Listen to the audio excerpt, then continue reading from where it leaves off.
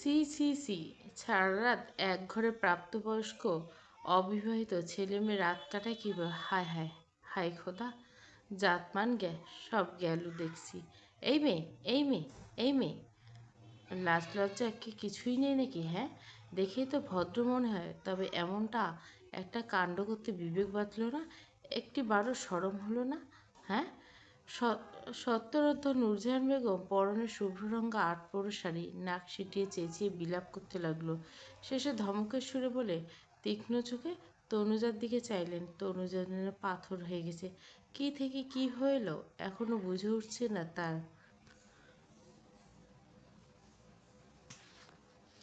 নূরজাহানের ধমকে তনুজার পেলব শরীর মৃদু কেঁপে উঠল। নূরজাহানের দিকে ভয়ে ভয়ে পলক তুলে চায় তনুজা। দিঘির জলের মতো শান্ত আঁখিজোড়া নোনা জলে টইটুম্বুর হয়ে আছে। সারা শরীর কেমন যেন অসাড় হয়ে আছে। তনুজার চোখের ঘন পল্লব থেকে থেকে কাঁপছে। জিভ দিয়ে ঠোঁট ভিজিয়ে নিয়ে আওড়ায়, বিশ্বাস করুন দিদুন, কীভাবে এরকমটা হয়েছে আমি সত্যি কিছু জানি না। আমি মনে করতে পারছি না। থামবে অসভ্য মেয়েমানুষ কোথাকার! তুমি দুধের বাচ্চা আর নাকি 5 বছরের খুকি? এত বড় একটা কাণ্ড ঘটিয়ে এখন বলছে সে কিছুই জানে না। আমাকে তোমার বলদ মনে হয়? হ্যাঁ, পাগলে তোমার কথা বিশ্বাস করবে না। বাজে মেয়েমানুষ কোথাকার! বাপের চরিত্র যেমন মেয়ের চরিত্র তেমন হবে। মায় মাতালের মেয়ে আবার কত ভালো হবে, যার বাপ বউ থুয়া অন্য বেটির লগে পরকীয়া করে বেড়াইতো, রাত কাটায়, তার মেয়ের স্বভাব চরিত্র কত ভালো হবে, এ সবাই বোঝে যায়। হুম, আমার এই ভুল হয়েছে, এরকম একটা মেয়েকে আমার বাড়িতে ঢুকতে দিয়েছিলাম। ইস, কি ভুলটাই না করে ফেললাম। হায় হায়, কপাল চাপড়াতে থাকে নূরজাহান। মানুষ সবসময় মানুষকে ঠিক দুর্বল পয়েন্টে আঘাত করে। এই একটা জায়গায় তনুজা বড্ড দুর্বল। তবে এতে তার দোষ। বাবার উপর তনুজার পাহাড় সম অভিমান। বাবার মুখ দর্শন করতে তনুজার কখনো ইচ্ছে হয় না। একটা দুশ্চরিত্র মাতাল হয়ে মেয়ের পরিচয়ে সমাজ বেঁচে থাকা কতটা কষ্টের কেবল নিরীহ নিষ্পাপ মেয়েটিই বুঝে আর জানে। মা তো সেই ছোট্ট থাকতে ছেড়ে দিয়েছে, পাড়ি দিয়েছে না ফেরার দেশে। তনুজার খুব ক্ষোভ হয় মায়ের পর। মা কেন তাকে এই নিষ্ঠুর পৃথিবীতে একলা ছেড়ে গেল? কেন তাকে সঙ্গেও সাথে নিল না? তাকে তাহলে তো অন্তত এরকম অসুস্থ পরিবেশে তাকে থাকতে হতো না। তনুজার নাক টেনের পাশের উল্টো পাশ দিয়ে গাল গড়িয়ে পড়া পানিটুকু মুছে নেয়। উপস্থিত কয়েকজন চোখ তনুজার দিকে কেমন দৃষ্টিতে তাকিয়ে থাকে। সবার চোখ তনুজার জন্য ঘৃণা ঝরছে। নূরজাহানের পাশে তার ছোট্ট মেয়ে, বয়স 40, তো তামান্না বাঁকা চোখে তাকিয়ে আছে। নূরজাহান তো চোখ দিয়ে যেন গিলে খাচ্ছে। বুয়া মাজেদা কপাল কুঁচকে তাকিয়ে তামাশা দেখছে আর মনে মনে আড়ালে হাসছে। তনুজা ঘাড় ঘুরে এবারই ছোট বউ শিরিন সুলতানের দিকে চাইলেন। শিরিন সুলতানের মুখে রানী মূর্তির মতো ঠাই দাঁড়িয়েছে। নূরজাহান 2 কদম শিরিনের দিকে এগিয়ে যায়। শিরিন হাত দুটো ঝাঁকায়। তনুজা অসহায়ত্ব ঝরল তনুজার করে। সে বলল, আন্টি, আপনি কিছু বলুন, এভাবে চুপ থাকবেন না প্লিজ। প্লিজ আন্টি, এভাবে চুপ থেকে ওনাদের সাথে নীরব সম্মতি জানাবেন না। দয়া করে আমাকে বোঝার চেষ্টা করুন। আমি সত্যি বলছি, আমি জানি না, আমি জানি না কিভাবে কি করে ইভান ভাইয়ের রুমে ছিলাম। Trust me. সেদিন তনুজাকে আগলে নেয়। তনুজার মাথাটা পরম মমতায় বুকে রাখে। শাশুড়ির দিকে তাকে ভরাট করে বলে, মা, আমার মনে হয় হয় যা হওয়া হয়েছে, আমাদের এখানে থেমে যাওয়া উচিত। কথাটা 5 কান হওয়ার আগে চুপ হওয়াটাই বেটার। তনুজার নূরজাহানের মুখে অন্ধকার নামলো। ফর্সা মুখ কালো করে খেকিয়ে উঠল। সব তোমার জন্য ঘটছে। তোমার জন্যই এমন সব কেলেঙ্কারি হয়ে গেল। যদি তুমি এই মেয়েটাকে এই বাড়িতে আশ্রয় না দিতে, আর না এরকম বিশ্রী একটা ঘটনা ঘটতো। বাড়িতে দুটো জোয়ান ছেলে আছে, সেখানে তুমি কি করে বান্ধবীর অসহায় মেয়েকে আশ্রয় দিয়ে ভালো মানুষই দেখালে? আমি পই পই করে পড়েছিলাম, এরকম যুবতী মেরে বাড়িতে রাইখো না। সাহায্য করার হলে করো, ঠিক আছে, তবে হেতিরে মেস ঠিক করে দাও। মেসে থাকবে। শুনলে না তো আমার কথা? এবার মান সম্মান সব গেল। আমি সম্ভ্রান্ত পরিবারের মেয়ে। আমার শ্বশুর ঘর সম্ভ্রান্ত। সেখানে এরকম একটা ঘটনাকে ধামাচাপা দেয় কী করে? এরকম একটা মারাত্মক বিষয় তুমি ধামাচাপা দেওয়ার কথা কী করে বলো বৌমা? তোমার কি জ্ঞান বুদ্ধি বিবেক সব জলাঞ্জলি দিয়েছ?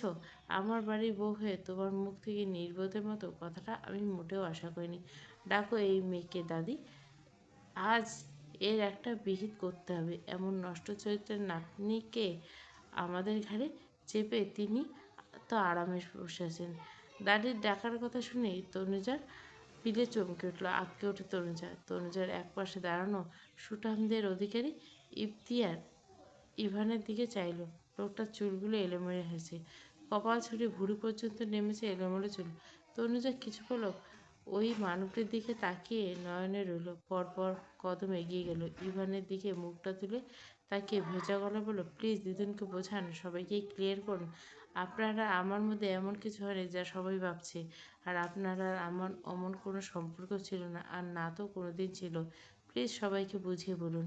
ইভান দু হাত ট্রাউজার পকেটে গুজে দৃষ্টি ফ্লোরে নিবদ্ধ রেখেছে, পরপর মাথা তুলে শান্ত নজরে তনুজার অসহায় মুখশ্রী দেখল। মৃদু স্বরে পাল্টা প্রশ্ন করলো, তোমার কি মনে হয় আমি দিদুনকে বোঝানোর চেষ্টা করিনি? কিন্তু দিদুন তো দিদুন, আমার কথা শোনার চেষ্টা করছেন। উফ, থেকে বিলাপ করে শুরু করছে। ডিসগাস্টিং। থেমে তনুজার দিকে রাগে দৃষ্টি চেয়ে ফের প্রশ্ন করলো, আচ্ছা, যদি আমি ধরে নিই আমি ড্রাং অবস্থায় বাসায় ফিরছিলাম বিধায় পুরো রাতের কোনো কিছু মনে করতে পারছি না, বাট তুমি তো ড্রাং করনি, তাহলে তুমি আমার রুমে কী করে এলে? শেষের কথাটা কঠিন স্বরে বলে উভান তনুজার মস্তিষ্ক চাপ দেয়, কিন্তু সবটা কেমন ফাঁকা ফাঁকা লাগছে। তার মধ্যে নুরজাহান আবার বিলাপ করতে থাকে, ছি ছি, এরপরে ছোট বৌমা তুমি আমাকে ঘটনা চাপা দিতে বলবা? আমার তো মনে হয় সব দোষ এই মেয়ের, এই মেয়ে খারাপ। নুরজাহান এভাবে বলে তনুজার বড্ড বেশি অসহায় লাগে, শরীরটা কেমন অসাড় হয়ে এসছে। চারিদিকে কেমন ঘুরতে থাকছে তনুজা, মুহূর্তে চোখের সামনে সব কিছু ঝাপসা হয়েছে। তনুজার দু হাতে কপাল চেপে ধরে, সবকিছু অন্ধকার হয়ে আসছে, মেঝেতে লুটিয়ে পড়ে। অতিরিক্ত টেনশনে সেন্সলেস হয়ে পড়ে তনুজা। মির্জা বাড়িতে আসা তনুজার 1 মাস হয়েছে। মাতার বাবা এক বিপত্নিক 40 তো 2 বাচ্চার বাপের সাথে বিয়ে দিয়ে ঠিক করেছিল তনুজার। বিয়ের আগের দিন তনুজার দাদি সুফিয়া তনুজার মায়ের বান্ধবী শিরিনের কাছে সাহায্য চান। আপাতত কটা দিন তনুজাকে থাকার ব্যবস্থা করেন। এর মধ্যে সুফিয়া তার একমাত্র মেয়ের কাছে তনুজাকে পাঠিয়ে দেবেন। তনুজার ফুফা ফুফি চিকিৎসা নিতে ইন্ডিয়া গিয়েছে। 3 মাসের বিষয়ে তারা ইন্ডিয়া চিকিৎসা নিতে গিয়েছে। ওনারা ফিরলে তনুজাকে তাদের কাছে একেবারে পাঠিয়ে দেবেন সুফিয়া। মাতাল বিকৃত মস্তিষ্কের বাবা নামক কলঙ্কিত নোংরা মানুষের ছায়াও পড়তে দেবেন না নাতনির উপর। আজ সকালে মির্জাবাড়ির কাজের বুয়া মাজেদা ইভানের রুমে ঝাঁট দিতে গিয়ে এক বেডে ইভান আর তনুজাকে দেখতে পায়। মাজেদা ছিছি করে চিৎকার করে বাড়ির সবাইকে জড়ো করে। মাজেদার হাঁক ডাক, তারপর সবার হইচই, তনুজার ঘুম হালকা হয়। শোয়া থেকে ধপ করে উঠে বসে সে, তার মাথাটা কেমন যেন ঝিমঝিম করে ধরছে। ঘুম ভেঙে ইভানের রুমে নিজেকে দেখে বিস্মিত হয় তনুজা। সে কখন এলো সে কিছুই মনে করতে পারে না। তারপর নূরজাহান সহ বাড়ির প্রতিটি সদস্য তনুজাকে দোষারোপ করতে থাকে। এই তো কিছুক্ষণ আগেই সুফিয়া এসেছে, নাতির ঘরে একটা মেয়ে, সেখানে সব দোষ যেন মেয়েটারই। নাতির এতে কোনো দোষ নেই, মেয়েটার চরিত্রের সমস্যা। নাতির ধোয়া শুদ্ধ ঝুড়ি পাতা। মেয়ে যদি এতই ভালো হবে, ছেলেটার ঘরে কী করতে গিয়েছিল? সেটা জোর করলে চিৎকার করতে পারতো, বাড়ি ভর্তি লোকজন ছিল। তার মানে এখানে সব দোষ কেবল তনুজার। ইভান পুরুষ মানুষ, আর পুরুষ মানুষ ভার্জিনিটি হারায় না, তারা নষ্ট হয় না, তাদের কোনো দোষ থাকে না। নুরজাহান ঠিক এমন করে বলছিল সুফিয়াকে। বসার ঘরে সোফায় মাথা নিচু করে বৃদ্ধা সুফিয়া বসে আছে। নূরজাহান রাজকীয় সিঙ্গেল সোফায় বসে আছে, যেন রাজদরবারের বিচার সভায় সে প্রধান বিচারক। শিরিন আর তামান্না একপাশে দাঁড়িয়ে। নূরজাহান গম্ভীর মুখে বলল, সবে তো শুনলেন, কাজের বুয়াদের তো জানেন কেমন স্বভাব। এই ঘটনার চাক্ষুষ সাক্ষী হলো মাজেদা। সে আমাদের এখানে ছাড়া এই তল্লাটে আরও কয়েক বাসায় কাজ করে, মুহূর্তে খবরটা ছড়িয়ে দিবে। ছোটবেলায় এক গল্প শুনলাম, কোনো এক রাজা বউয়ের কালো বাচ্চা হয়েছিল। এক দাসী বলল, রানীমার কালো দেখতে ছেলে হয়েছে। এই খবর অন্যজন বলে, রানীমায়ের কাকের মতো কালো দেখতে ছেলে হয়েছে। এরকম করতে করতে রাজ্যে গুজব রটে যায় রানী মায়ের কাক হয়েছে। তো বুঝতেই পারছেন তো, আমাদের সম্ভ্রান্ত মির্জাবাড়ি। মানুষ গুজব রটে মান সম্মান সব শেষ করে দিবে। এমনিতে শত্রুর অভাব নেই, তিলকে তাল করতে ওস্তাদ সবাই। একবার ঘটনা জানাজানি হলে সমাজে মাথা নিচু হয়ে যাবে। আমাদের কাছে সবথেকে আগে আমাদের মির্জাবাড়ির সম্মান, যা আমি ধূলিস্যা বেঁচে থাকতে ধূলিস্যাৎ হতে দেব না। তাই কথাটা 5 কাঠ হওয়ার আগে, জল গড়িয়ে পড়ার আগে একটা সিদ্ধান্তে যেতে হবে। আপনার নাতনি যদি আমার নাতির এই মির্জাবাড়ির যোগ্য নয়, না আছে রূপ আর না আছে গুণ আপনার নাতি, কোনো দিক থেকে আমার বাড়ির বউ হওয়ার যোগ্যতা নেই ওই মেয়ের। তারপর আমি এই মির্জাবাড়ির সম্মান রক্ষাতে ওদের দুজনে বিয়ে দিতে চাই। এতে আপনি কি বলেন? পিট পিট করে চোখ মেরে তাকানোর চেষ্টা করুন তনুজা। শাঁসা শব্দে ঘোড়া ফ্যানের কিছুক্ষণ থ মেরে তাকিয়ে থাকে তনুজা। পরপর মস্তিষ্ক সজাগ হতে আশেপাশে তাকায়। পায়ের কাছে বিছানায় বসে আছে ফুল, তনুজার প্রতিবেশী বোন। তনুজার সাথে ভারী মিষ্টি সম্পর্ক ফুলের। দাদির সাথে ফুলের বেশ সখ্যতা। পান পিষে দেয়, আবার দাদি পান নিয়ে খায় ফুল। কোথাও গেলে দাদি ফুল পিছিয়ে ধরে। এখানে ফুল দেখতে দেখতে পেয়ে তড়িঘড়ি করে উঠে এসে তনুজা। পিঠ জুড়ে অবিন্যস্ত খোলা কেশ, শ্যামবর্ণের মুখটা চিন্তায় ফ্যাকাশে হয়ে গেছে তনুজার।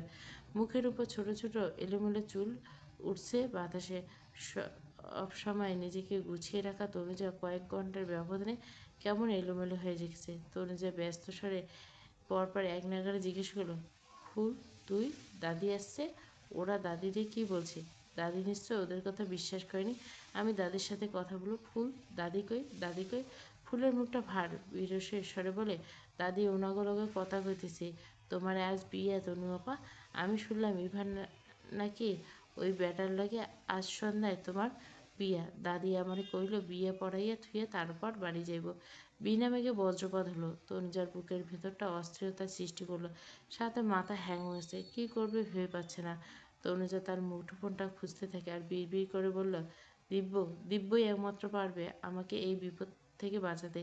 সবাই ভুল বুঝলো, দিব্য ঠিকই আমাকে বুঝবে। আমাকে এক্ষুনি দিব্যর সাথে কথা বলতে হবে। আজকে তো দিব্যর ফেরার কথা। প্লিজ দিব্য, ফার্স্ট আসো, আমাকে তোমার খুব প্রয়োজন। ঘরময় তন্ন তন্ন করে ফোন খুঁজতে থাকে তনুজা। তনুজা নিজেকে পাগল পাগল লাগছে। তনুজা ড্রয়ারে ফোন খুঁজতে থাকে। আসলে বিপদের সময় চোখের সামনের জিনিসও সহজে নজর আসে না। এর মধ্যে শিরিন আসে খাবার নিয়ে। খাবার টেবিলে দেয়। তনুজা শিরিনকে দেখে উদ্ভ্রান্তের মতো ছুটে এসে, আন্টি, আন্টি যা হয়েছে হতে যাচ্ছে তা মোটেও ঠিক নেই, একদম ঠিক নেই আন্টি। আর কেউ জানুক আর না জানুক, আপনি তো জানেন আমার আর দি। কথা সম্পূর্ণ শেষ করতে দেন শিরিন সুলতানা। তিনি গম্ভীর কণ্ঠে বললেন, ভুলে যাও সবটা, যা হচ্ছে মেনে নাও। তনুজা আহত হলেন। বুকের ভেতরটা তার ক্ষতবিক্ষত। অসহনীয় যন্ত্রণা বক্ষপিঞ্জরে ছটফট করেছে। তনুজা শান্ত গলায় বলে, দয়া করুন আন্টি, আপনি সবটা সামলে নেবেন। আমায় একটু সময় দেন। আমি প্রুভ করে দিব আমি খারাপ নেই। আর না তো আমার ওরকম বাজে ইন্টেনশনটা। ভেবে নাও যা হচ্ছে হয়তো তোমার ভালোর জন্য। তোমার দাদির মতামত জানার পরে এই সিদ্ধান্ত নেওয়া হয়েছে। খবরটা খেয়ে নিও, ওদিকে আমাকে ডাকছে। শিরিন আর কোনো কথা না বলে প্রস্থান করে। তনুজা শিরিনের যাওয়ার দিকে ফ্যাল ফ্যাল করে ঠায় দাঁড়িয়ে রয়ে। সুফিয়া নাতনির কাছে আসতে তনুজা তার দাদিকে বোঝানোর চেষ্টা করে এই বিয়ে করা সম্ভব নয় তার পক্ষে। সুফিয়া অটল অনড় থাকে তার সিদ্ধান্তে, বোঝায় তনুজাকে হয়তো এটার জন্য মঙ্গলকর। সৃষ্টিকর্তা যা করেন ভালোর জন্য, সবটা মেনে নিতে বলেন। পড়ন্ত বিকেল। শিরিন রুমে দাঁড়িয়ে মা ছেলে। দিব্যর ফর্সা মুখটা কালো হয়ে গেছে, চোখ মুখে তার আগুন বেরোচ্ছে। রাগে ক্রোধে ফুঁসে উঠে দিব্য কাচের ফুলদানিটা এক হাত দিয়ে ফেলে দেয় ফ্লোরে। মুহূর্তে কাঁচ ভাঙা শব্দে রুম জুড়ে ধ্বনিত হতে থাকে। শিরিন শুধু দীর্ঘশ্বাস ফেলল। দিব্য দাঁত কিরমির করে বলল, মামাম, তুমি সব জেনেও চুপ করে মেনে নিচ্ছ কেন? আর এত কিছু ঘটেছে, তুমি আমাকে ফোন দিয়ে জানাওনি কেন? এই বিয়ে এক্ষুনি বন্ধ করো। শিরিন শান্ত গলায় বলে, দিব্য তুমি মাত্র আসলে শাওয়ার নাও, ফ্রেশ হও আর মাথা ঠান্ডা করো। তোমার দিদুন সবটা সিদ্ধান্ত নিয়েছে আর আমার ঘরে কিছু নেই। আর তুমি তো জানো আমি কেন। ওনার উপর দিয়ে তোমার পাপাও কিছু বলতে পারে না। যাই হোক, যা হচ্ছে হতে দাও। আশা করি এই বিয়েতে তুমি কোনো বাধা হয়ে দাঁড়াবে না। B my food. দিব্য ফ্লোরে থাকা কাচের টুকরোটা লাথি দেয়, পায়ে কেশ থাকায় আঘাত বেঁচে দেয়। শিন দপ করে চোখ বন্ধ করে থাকে। আসন্ন ঝড়ের ভয়াবহতা টের অনুমান করতে পারছে দিব্য। শিরিন। দিব্য বড় বড় শ্বাস ফেলে রাগ কন্ট্রোল করার চেষ্টা করে। দাঁতে দাঁত চেপে বলে, মামাম, আমি দিদুনের সাথে কথা বলবো। আর তনুজার মতো একটা ভালো মেয়ে কখনো একটা মেন্টালি সিক ড্রাঙ্কার সাইকোকে ডিজার্ভ করতে পারে না। মামাম, তনুজা কখনো ওই ড্রাঙ্কারকে ডিজার্ভ করতে পারে না, করে না তনুজা ডিজার্ভ। চিল্লিয়ে বলতে থাকে দিব্য। শিরিন স্পষ্ট রাগী দৃষ্টিতে তাকায় ছেলের দিকে। দিব্য, ইভান তোমার বড় ভাই, সে তোমার বড় ভাই, তাকে সম্মান দিয়ে কথা বলো। আর সামনে ইভানকে নিয়ে কখনোই এরকম কথা পুনরায় বলবে না, আমি তোমাকে সাবধান করে দিলাম। মাই ভাই মাই ফুড, আমার বিশ্বাস সবটা যেন বুঝে এরকম নোংরা ছক কষেছে। আমি ওকে সফল হতে দেবো না মামু, কখনোই না। ঠাস করে শব্দ হয়, বদ্ধ ঘরের শব্দ চতুর্দিকে ছড়িয়ে পড়ে। দিব্য এক হাত গালে ধরে মায়ের দিকে ফ্যাল করে চেয়ে আছে। মা তাকে চড় মেরেছে, এটা অবিশ্বাস্য। দিব্যর কাছে অস্ফুটেশ্বর। মামাম, তুমি আমাকে মারলে অন্যের ছেলের জন্য নিজের ছেলের গায়ে হাত তুললে? সে বড় বড় শ্বাস ফেলতে থাকে। বড় হও, বুদ্ধি হওয়ার পর এই প্রথম ছেলের গায়ে হাত তোলে শিরিন। একমাত্র ছেলে হয়, খুব আদরে বড় করেছে। শিরিনের চোখের মণি ছেলে সাফওয়ান দিব্য মির্জা। শিরিন প্রবলিত শ্বাস ফেললে, হ্যাঁ হ্যাঁ, অন্যের ছেলের জন্য নিজের ছেলেকে মেরেছি। আমি ভুলে যেতে পারবো, আমি ভুলতে পারি না। আজ তুমি যাকে ডাকার মেন্টালি শিখ বলছো, সে আজ আমাদের জন্য এরকম হয়েছে। আমরা তার কষ্ট বুঝিনি, তাকে ঠিকমতো আগলে রাখতে পারিনি। ছেলেটা মায়ের আদর থেকে বঞ্চিত হয়েছে শুধুমাত্র তোমার জন্য। তোমাকে বাঁচাতে গিয়ে সেই অন্যের মাম্মাম প্রাণ হারায়। তারপর তারপর আমরা কি দিলাম, কি দিয়েছি ছেলেটাকে? কিচ্ছু দিতে পারিনি। তুমি নিজেও ছেলেটার সাথে চিট করছো। ছোটবেলায় ইভান মানসিকভাবে ভেঙে পড়ে। মা হারানোর শোক তার মনে মস্তিষ্ক প্রভাব ফেলে। একটা হাসি খুশি ছেলে কেমন বদলে গেল। পরবর্তীতে যখন সে দ্বিতীয় আঘাত পায়, সে নিজেই তিলে তিলে শেষ করে দিতে চায়। ইভান মানসিক ডিজঅর্ডারের মধ্যে আছে। নিঃসঙ্গতা, একাকিত্ব তাকে কুড়ে কুড়ে খায়। আমরা নিজেদের নিয়ে এত ব্যস্ত যে ছেলেটার দিকে তাকানোর ফুরসত মেলেনি। ছেলেটা দিন দিন শেষ হয়ে যাচ্ছিল, সেদিকে আমাদের নজরের অবেলায় পড়ল। সাইকিয়াট্রিস্ট ডেকেও লাভ হচ্ছে না। শিরিনের দু চোখের কোল গড়িয়ে পানি পড়তে থাকে। শিরিন দিব্যর দুই ডানা ধরে বলে উঠল, দিব্য, মনে আছে তোমার সাইকোলজিস্ট কি বলেছিল? ওনাকে আগের মতো হাসি খুশি স্বাভাবিক জীবন ফিরিয়ে আনার জন্য একজন সঙ্গী প্রেরণ। আমি তো আশার আলো দেখছি। তোমার দিদুনের জোড়াজড়িতে হলেও ইভান বিয়েতে রাজি হয়েছে। মির্জাবাড়ির মান সম্মান রক্ষার্থে হলেও বিয়েটা করতে হচ্ছে। তোমার দিদুন এক প্রকার ব্ল্যাকমেল করে রাজি করছে। আমার বিশ্বাস হচ্ছে না ইভান আর কখনো বিয়েতে মত দিবে। এটা আমার কাছে কল্পনাতীত, কিন্তু স্বপ্নেও ভাবিনি। যা হচ্ছে সবটা মেনে নাও। আর দিদুনকে তো চেনো, কেমন ধ্যান ধারণার মানুষ তিনি। তাই বলবো, অযথা আর ঝামেলা বাড়িও না বাবা। দিব্যর কাছে অসহ্য লাগছে। দিব্য দু চোখে তনুজার মুখটা ভেসে আসছে। আর কিছু ভাসছে, কিছু কিছু সুন্দর মুহূর্ত। মনের ক্যানভাসে বারংবার উঁকি দিচ্ছে রঙিন স্বপ্নের গল্পহারা। মস্তিষ্কের স্মৃতিতে হানা দিচ্ছে। দিব্য নিজেকে এলোমেলো রাখছে। রাগে দিব্য ফর্সা মুখে লাল আভা ছড়িয়ে পড়ছে, সাথে কপালের নীল রগগুলো দৃশ্যমান। দু হাত দিয়ে মায়ের হাত দুটো ঝাঁকি দিয়ে সরায় দিব্য। মায়ের দিকে পিঠে করে পিছন ঘুরে দাঁড়ায়। এক হাতে কপাল স্লাইড করে রুষ্ট কণ্ঠে বলে, মাম্মাম, তুমি বুঝতে পারছো না, ও প্রতিশোধ নিচ্ছে, আমার থেকে প্রতিশোধ নিচ্ছে। আই রিপিট, সাফন দিব্য মির্জার কাছ থেকে রিভেঞ্জ দিচ্ছে। তিশাকে আমি হেল্প করেছিলাম, সেই রাগ ক্ষোভ থেকে ও আমার থেকে তনুকে কেড়ে নিচ্ছে। মাম্মাম, আমি সবটা বোঝার পরও চুপ থাকি কি করে? বাসর ঘরে বসে আছে ফারিস্তার নূর তনুজা। তবে এটাকে আদৌ বাসর ঘর বলে? কারণ বাসর ঘর কথাটা শুনলে সাধারণত চোখের উপর জল করে ভাসে পুষ্পে সজ্জিত ঘর, যে ঘরে রঙিন স্বপ্ন নিয়ে নতুন জীবনে পদার্পণ করবে নববধূ। তবে কারো কারো ক্ষেত্রে এর ব্যতিক্রম। কখনো পরিবারের চাপে বা অন্য কোনো কারণে স্বপ্ন ভেঙে মনের চাওয়াটাকে প্রায়োরিটি না দিয়ে পরিস্থিতির শিকার হতে হয়। তেমনই আজ পরিস্থিতির শিকার হচ্ছে তনুজা। রঙিন স্বপ্ন নিয়ে যে স্বামীর ঘরে পা রাখতে পারেনি, তার স্বপ্ন, তার মনের চাওয়া, তার ভালোবাসা কাচের টুকরোয় পরিণত হয়েছে। ভেঙে গুঁড়ো গুঁড়ো হয়েছে তার রঙিন স্বপ্ন। ক্ষতবিক্ষত হচ্ছে ছোট্ট হৃদয়। স্বপ্ন ভেঙে মনের চাওয়া, ইচ্ছের বিরুদ্ধে আজ সে পুষ্পবিহীন, সাজানো কক্ষবিহীন ব্যথিত বাসর তথা স্বামীর ঘরে। এই তো আজ সন্ধ্যায় তিন কবুল বলে তনুজা আর ইভানের বিয়ে হয়েছে। তনুজার গায়ে লাল টকটকে শাড়ি, গলায় একটা হার, কানে ঝুমকো, দু হাতে দুটো বালা, মুখে কোনো সাজসজ্জা নেই। এটাই ছিল তনুজার বিয়ের সাজ। সেদিন তনুজাকে শাড়ি পরানোর সময় বলেন, শাড়ি আর গহনাগুলো ইভানের মায়ের। ফাঁকা ঘরে হাঁটুতে মুখ গুজে ফ্লোরে বসে আছে তনুজা। তনুজা নিজেকে বড্ড অসহায় ঠেকছে। খুব বেশি অসহায় লাগছে তনুজার। এই ঘরে ওই লোকটার সাথে কি করে একসাথে থাকবে? কি করে লোকটার সাথে জীবনে বাকি পথটা পাড়ি দেবে। না না, তনুজা ভাবতে পারছে না সে। যার প্রতি বিন্দুমাত্র ভালোবাসা নেই, যদি থেকে থাকে কিছু, সেটা ঘৃণা। ঘৃণিত একটা লোকের সাথে এক ছাদের নিচে কী করে থাকবে তনুজা, কী করে? এই বাড়িতে থাকাকালীন তনুজা শুনেছে লোকটা অতিরিক্ত মদ্যপান করে। তনুজা ছোট থেকেই লোকের ভয় পায় আর নীরব ঘৃণা সেই নেশাগ্রস্ত লোকদের উপর। কিন্তু ভাগ্যের কি নির্মম পরিহাস, আজ একজন নেশাগ্রস্ত মানবে তার স্বামী। হ্যাঁ, তার স্বামী। তনুজার আজ মায়ের কথা বড্ড বেশি মনে পড়ছে। চোখের সামনে বারংবার ভেসে উঠছে বাবার বাড়ি ফিরে মায়ের উপর অত্যাচার, অকথ্য গালিগালাজ, বাবা মার মারধর করতে থাকা। সেই সময় ছোট্ট তনুজা ভয়ে সিটিয়ে একপাশে লুকিয়ে থাকত। তার খুব ভয় করত। বড় হয়ে যখন বাবার বাজে চরিত্রের কথা লোকমুখে শুনল, সেই থেকে বাবার প্রতি তীব্র ঘৃণা হলো। এই লোকটা মদ্যপানও করে, নিশ্চয়ই চরিত্রহীন হবে। বেছে বেছে তনুজার ভাগ্য এমন একটা লোকের সাথে জড়ানো ছিল।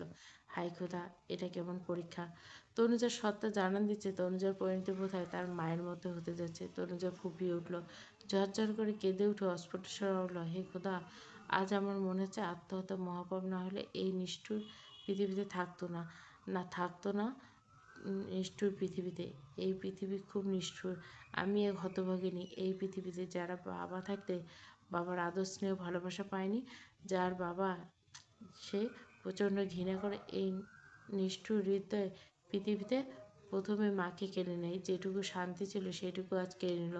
আমার চোখে আমি ধুধু মরুভূমি দেখছি, সেখানে আমার জন্য এক অন্ধকার কষ্টের ভবিতব্য হাতছানি। সৃষ্টিকর্তার উপর তনুজার মাঝে মাঝে অভিমান হয়। অভিমান হয় তার ভাগ্যের উপর। ভাগ্যটা একটু প্রসন্ন হলে কি খুব বেশি ক্ষতি হতো? দাদি চলে যায়, কত কিছু বুঝ দেয়, সান্ত্বনা বাণী দেয়। সামনে কী আছে সেটা কেউ বলতে পারে না, আর না তো কেউ জানে। তবে ভালো কিছু আশা রাখতে হবে। সৃষ্টিকর্তা ভালোই করে জানে, তার সিদ্ধান্তে নিরাশ হতে নেই। কিসের কল্যাণ নিহিত আছে আমরা জানি না, তবে আশা হারাতে নেই। আমার সোনা আপা যদি ভালো হয়ে থাকে, তবে সে এই ভালোই ফল পাবে, এটা আমার বিশ্বাস। আমার আপু বুঝদার। আশা করি তুমি হতাশ হবে না, আর না তো নারাজ। সবুর করো, কষ্টের দিন শেষ। আরও অনেক কিছু বলে বুঝ দেয় দাদি। দাদির দেওয়া বুঝ আজ আর মানতে পারছে না। মন চাইছে ভাগ্যকে দোষারোপ করতে। দাদির বলা পরপর স্মরণ করে ঝরঝরে কাঁদতে স্বীকারোক্তি দেয়। দাদি, তোমাকে আমি কতবার বললাম, সমাজ বাইরে যা বলবে, তুমি দয়া করে এই বিয়ে থামাও, আমাকে তোমার সাথে নিয়ে যাও। আমি এখানে এভাবে থাকতে পারব না, সম্ভব নয় আমার পক্ষে। কিন্তু আজ তুমি আমার কোনো কথাই শুনলে না। এত বড় দুনিয়া, আমি সবার বোঝা হয়ে গেছি। এতদিন দাদি তোমার বোঝা হয়েছিলাম। ভালো হয়েছে, ভালো হয়েছে, তোমার ঘাট থেকে আমিই নামক বোঝা নেমেছে তো এবার। অসহায় তনুজা দাদির প্রতি অভিযোগ করতে থাকে। বড় শ্বাস ফেলে তনুজা বিছানার সাথে মাথা ঠেকায়।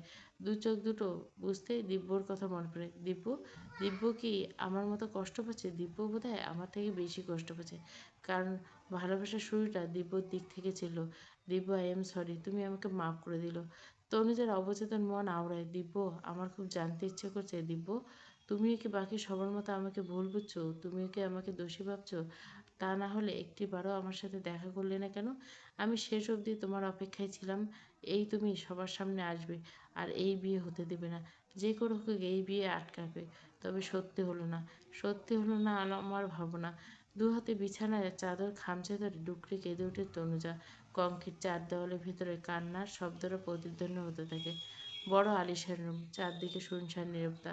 রুম থেকে থেকে ঘুটঘুটে অন্ধকার ঢেকে যাচ্ছে, তো আবার টেবিলের ল্যাম্পপোস্টের মৃদু মোহনীয় আলোয় আলোকিত হচ্ছে।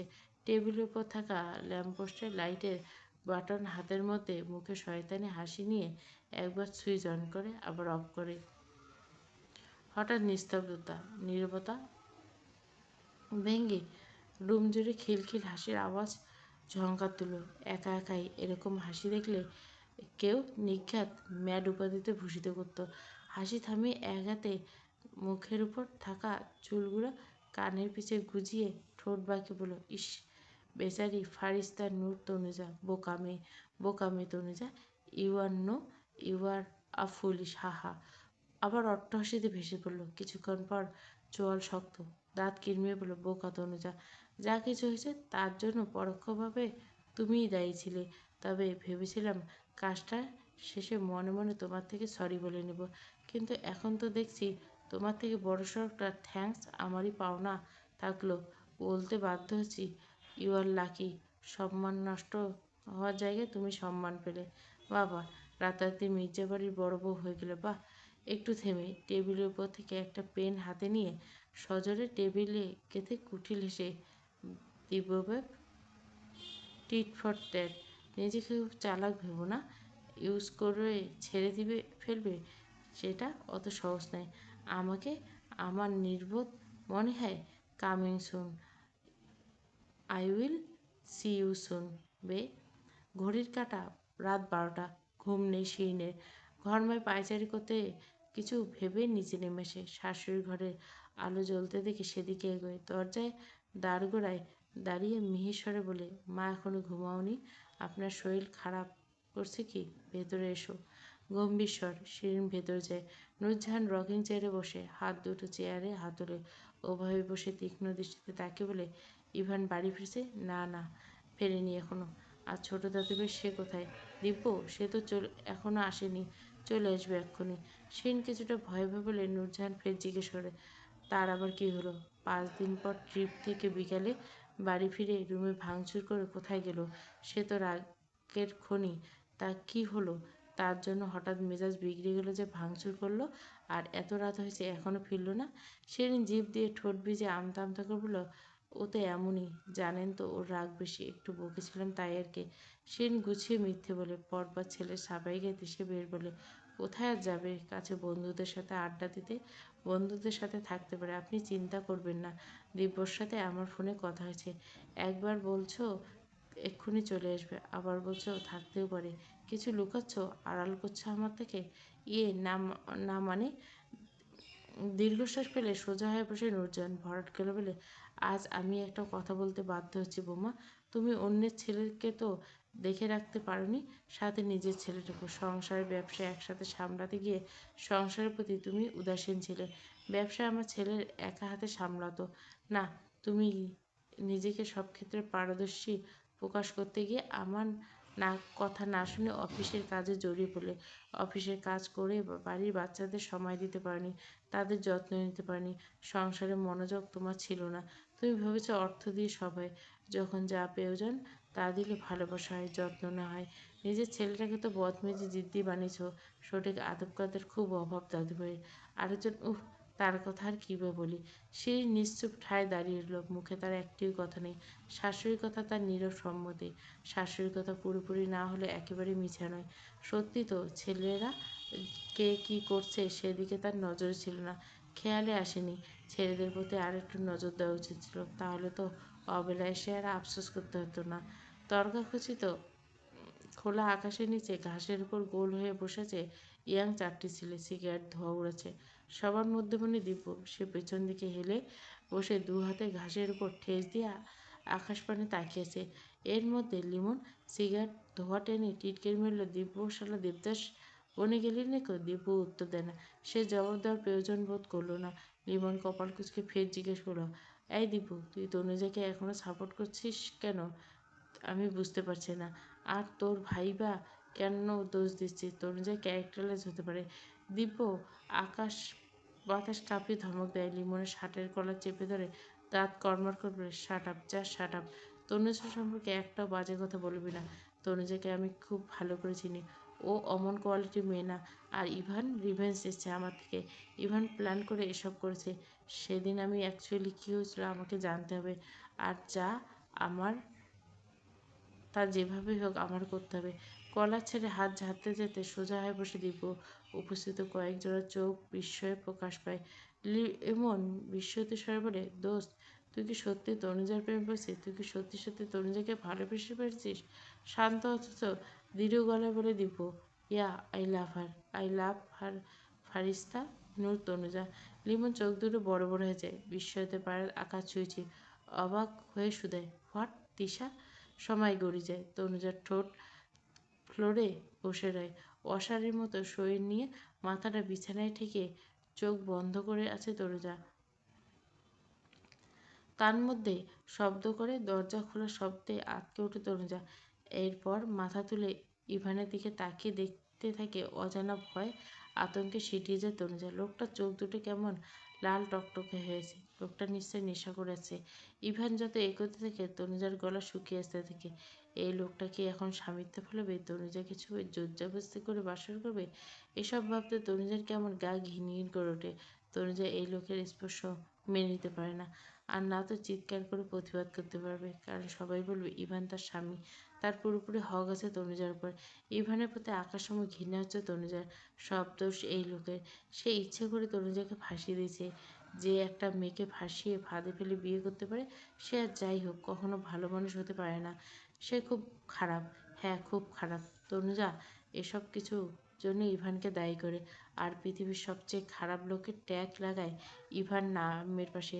ইভান পা ফেলে বিছানার দিকে যত এগোচ্ছে তনুজা তত আতঙ্কিত হয়ে ভয়ে আড়ষ্ট হয়। তনুজার পেলব শরীর ভয়ে জুবুথুবু হয়ে যাচ্ছে। শ্রীজা, তিশা একটা। তিশার নাম শোনার সাথে সাথে বিশ্রী গালিটা কণ্ঠনালী অবধি আসলেও দিব্য সেটা মুখে বের না করে গিলে নেয়। দিব্যর হাতের আঙ্গুল মুষ্টিবদ্ধ হয়ে যায়। বড় বড় শ্বাস ফেলে দাঁত কিরমিরিয়ে মুখে বলল, তিশার মতো মেয়েরা টাইম পাসের জন্য পারফেক্ট, শুধু টাইম পাস। তিশা কখনোই লাইফ পার্টনার হওয়ার যোগ্য না। এরা বাড়তি খাওয়া রুচি সম্পন্ন। আজ একে ভালো লাগছে তো কাল এর থেকে বেটার কাউকে দেখলে সেখানে নিজেকে সঁপে দেবে। আর যাই হোক, কেন এসব মেয়ের সাথে সংসার হয় না? এদের সাথে সংসার করার স্বপ্ন দেখো মহা বড়সড় ভুল। নিজের হাতে নিজেকে ধ্বংস ডেকে আনা। তাই জেনে শুনে সাবধান বিদ্য নিজের পায়ে নিজে কুড়াল মারবে না। দিব্য ঘাস ছিঁড়ে হাতের উপর রেখে ফু দিয়ে উড়িয়ে দেয়। উপস্থিত কয়েকজনের চোখ বিস্ময় নিয়ে দিব্যর দিকে তাকিয়ে থাকে। লিমন পকেট থেকে আরেকটা সিগারেট বের করে ঠোঁট চেপে আগুন জ্বালাতে ভেবে তার মধ্যে দিব্য একটা টান দিয়ে সিগারেট নিয়ে দুই ঠোঁটের মাঝে চেপে নিয়ে লিমনের হাতে থেকে লাইটার নিয়ে আগুন জ্বালাতে থেকে দিব্য। লিমন কপাল কুঁচকে বলে, দিব্য শালা, তোর একটা জিনিসে আমার খুব হিংসা হয়। যদি আল্লাহ সেটা দিত তাহলে মেয়েদেরকে পটাতে পারতাম। কপাল করে একটা ইনোসেন্ট ফেস পেয়েছিস, দারুণ মাইরি। তোর মতো ইনোসেন্ট ফেসটা সকল ছেলেদের দরকার ছিল।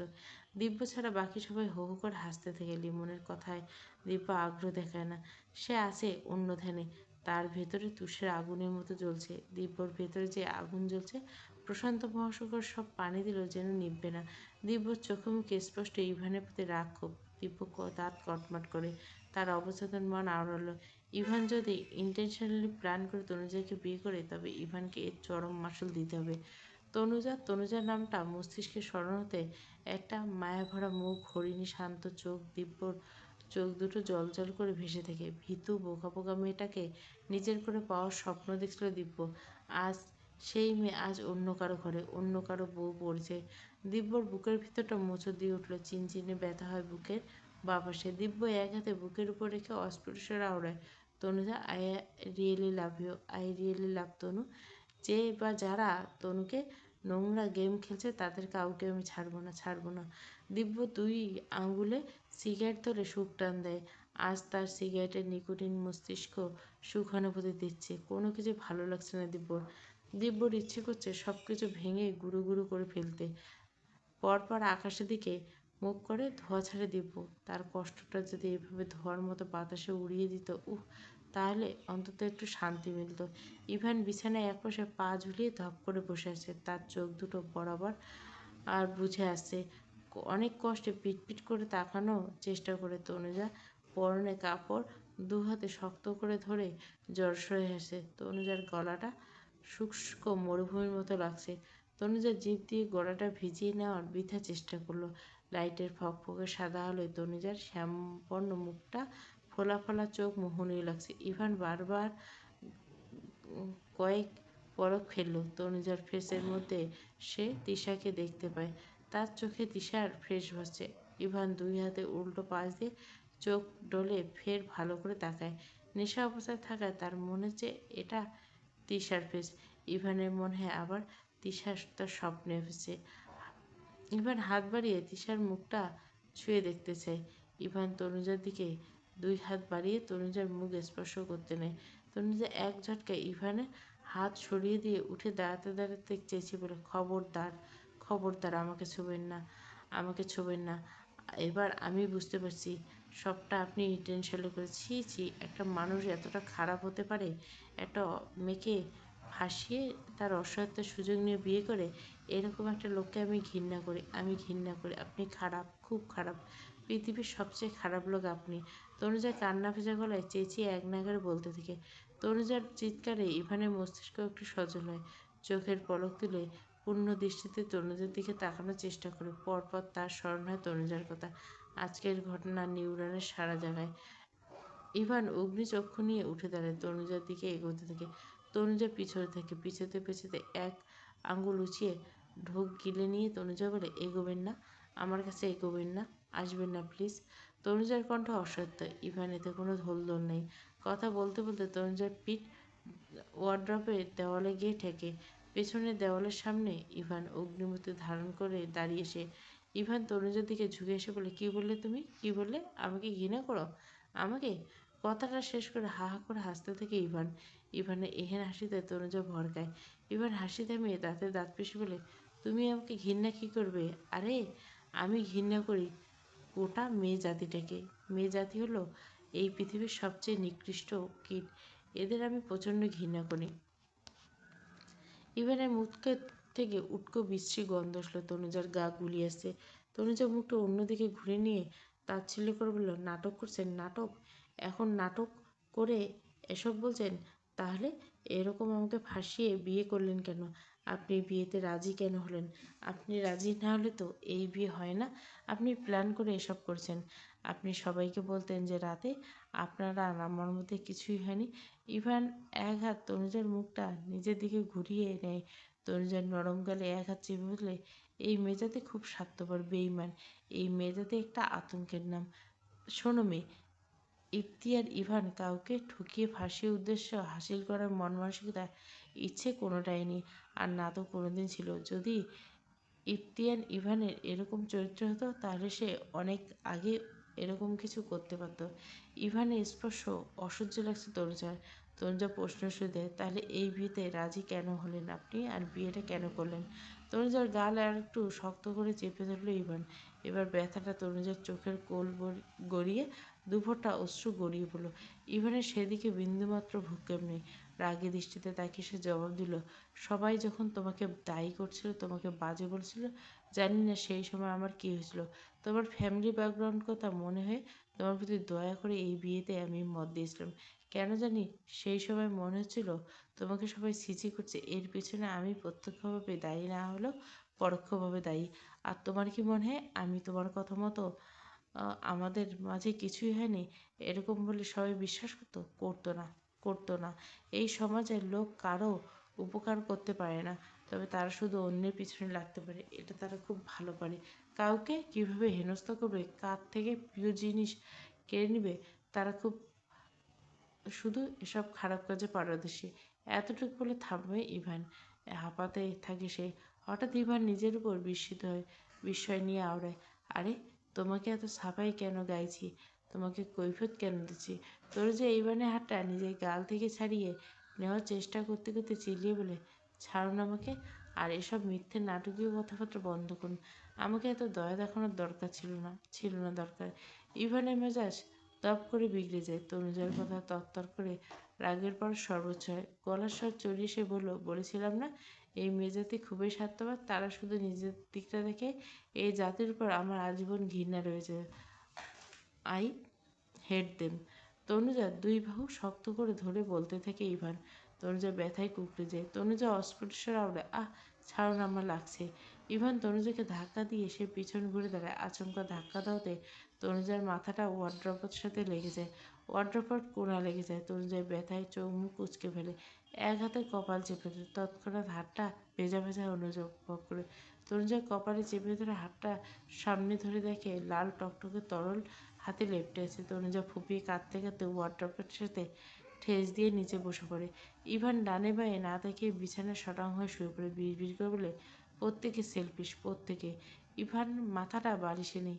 দুপায়ে বিছানার অর্ধেক ঝুলে এসে পায়ের জুতোগুলো জোড়া রয়েছে। পুরো এলোমেলো বিধ্বস্ত অবস্থায় বুঝে শুয়ে বুঝে চোখ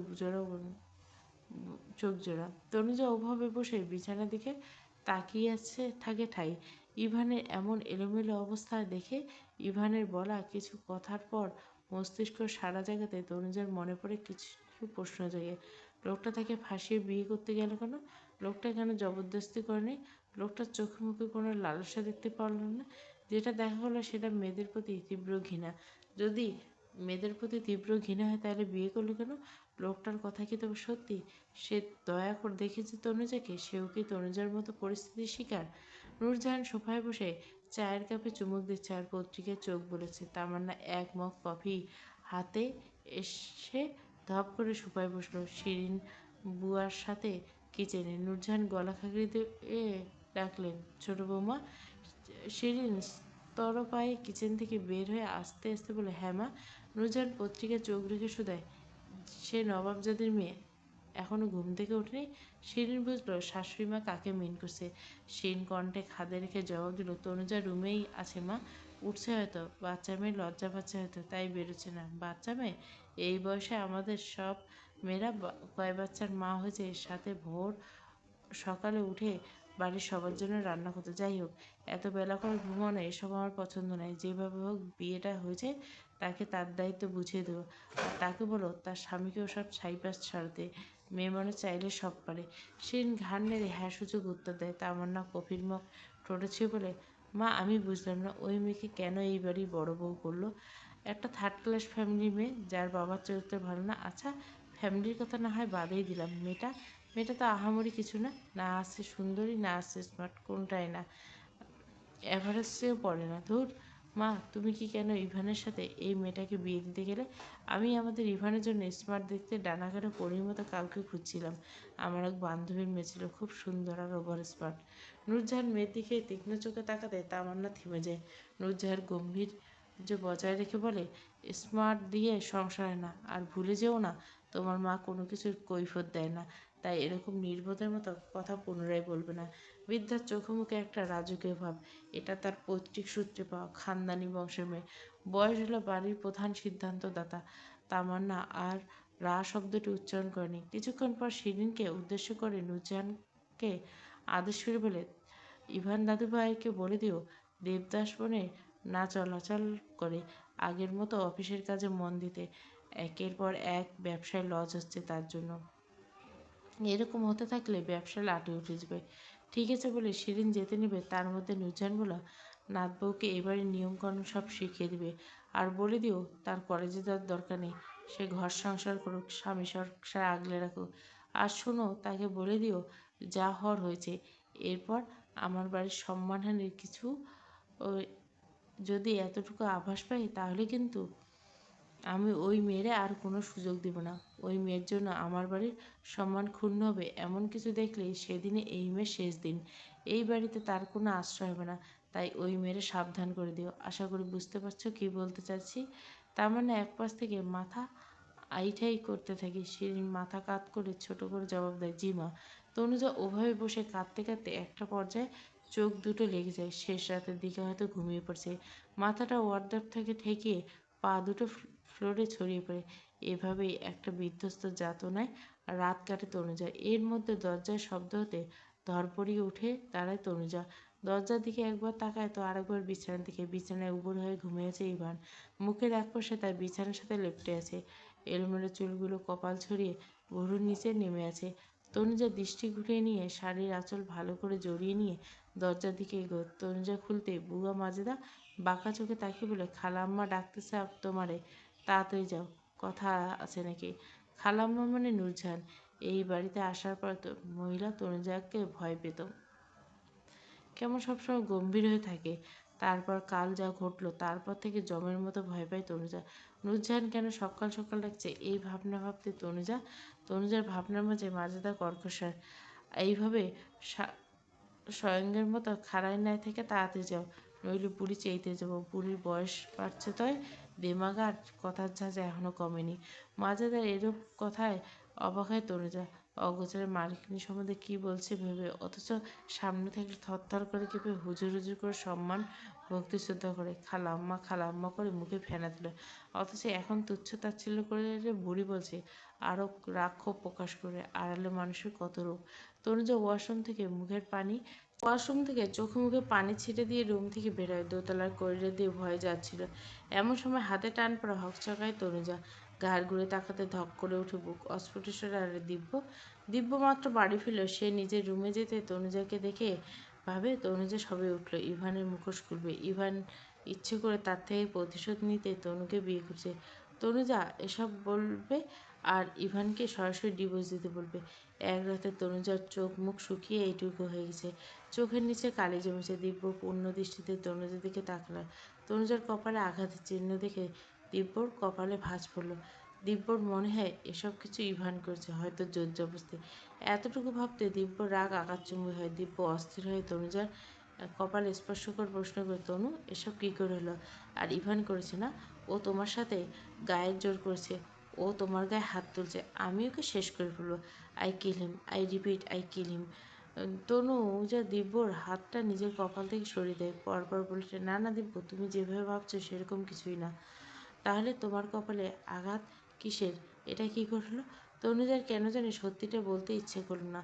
আর লোকটাকে হয়তো ইচ্ছে করে আঘাত করেনি, লোকটা বুঝতে পারেনি। তাই তনুজা আসল কথা লুকায় বলে মিথ্যে বলে, এটা এটা তো আমি ওয়াশরুমে পা পিছলে পড়ে গেছিলাম আর দরজার কোণে লেগেছে। উফ! দিব্য স্বস্তির নিঃশ্বাস ফেলে। তনুজার আঁখি জোরে ছলছল করে ওঠে। আবারও ভয় লাগছে। তার কপাল পোড়া। আবার কে কোন সময় তাকে আর দিব্যকে কথা বলতে দেখে সেটা নিয়ে আবার কি কাহিনী হয়ে যায়। তাই এইভাবে দিব্যর সাথে কথা বলতে তনুজার ভয় আর অস্বস্তি হচ্ছে। আবারও অদৃশ্য একটা বাধাও তনুজাকে শাসাচ্ছে। দিব্যর সাথে তার আর কোনো কথা নেই। দিব্য দিক থেকে তার দৃষ্টি, তার মন সংযত করতে হবে। একটা পাপ, কিন্তু মন তো সে নীতি। এত কথা সহজে মানতেছে না। বিবেক দিয়ে না, আবেগকে ভাসতে মন চায়। মনের লাগাম টেনে ধরা এত সহজ নয়। চারটিখানি কথা। তনুজার বুকের ভিতর মরুর সাইমুম চলছে। তার ভীষণ কষ্ট হচ্ছে। তাতে দাঁত চেপে সে নিজেকে স্বাভাবিক রাখছে। আচমকা দিব্য তনুজার মুখটা দু হাতে আঁচড়ায় ধরে। তনু, তুমি সারা রাত অনেক ভেবেছ। আমি অনেক ভেবেছি। ভেবে যা বুঝলাম এসবের জন্য ইভান দেয়। ইভান আমার থেকে রিভেঞ্জ চেয়েছে। আমি মাম্মামের কথা মতো আর চুপ থাকবো না। আমি তোমাকে এখান থেকে উদ্ধার করবো, আই প্রমিস। তনু দিব্যর হাত দুটো মুখ থেকে সরিয়ে দিয়ে ভরাট স্বরে বলে, দিব্য সরি, তুমি বাদ দাও। তা আর হয় না। আমি নিজেকে নিয়ে ভাবি না। নদীর স্রোতের মতো জীবনকে তার আপন গতিতে ছেড়ে দিয়েছি আমি। দেখতে চাই ভাগ্য আমাকে কতটা কাঁদাতে পারে। নিজেকে নিয়ে নতুন করে আমার কোনো চাওয়া পাওয়া নেই। দিব্য অস্থির চিত্তে বলে, তনু, তুমি চাও না তোমার সাথে যে চিট করেছে তাকে সাজা দিতে, নাকি তাকে চিট করে করা কাজে সফল হতে দিবে? সফল হতে দিবে নাকি সাজা দিবে? তুমি ইভানকে ডিভোর্স দিবে। আমি তোমার পাশে আছি, থাকবো। আমি উকিলের সাথে কথা বলবো। তোমার আর ইভানের ডিভোর্সের ব্যবস্থা করবো। তনুজার ঠোঁট প্রসারিত করে কিছু বলবে এমন মুহূর্তে আচমকা নূরজাহানের গলা শুনে তনুজা পিলে চমকে ওঠে। ভয়ে আতঙ্কে হাত পা জমতে শুরু করে। ঘরপড়া গরু সিঁদুরে মেঘ দেখলে ভয় পায়। তনুজার অবস্থা হয়েছে এমন হয়েছে। তনুজা ভয়ে ভয়ে ছিল, না জানি দিব্য আর তাকে নিয়ে নির্জন কথা বলতে আবার কি নাকি কুৎসিত ঘটনা ঘটে বসে। একেই কোনো দোষ না করে তার উপর একটা দুর্নাম হয়েছে। এমন একটা দিব্যর কথায় প্রত্যুত্তর দেওয়ারকে নূরজাহানের বাজখাই গলা কর্ণগোচর হতে ভয়ে আটকে নূরজাহানের হাত পা কাঁপতে থাকে।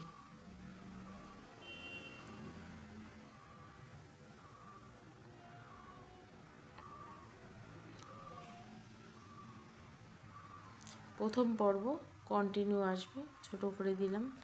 জানি না, ভালো লাগলে কন্টিনিউ করবো, নাহলে ডিলিট করে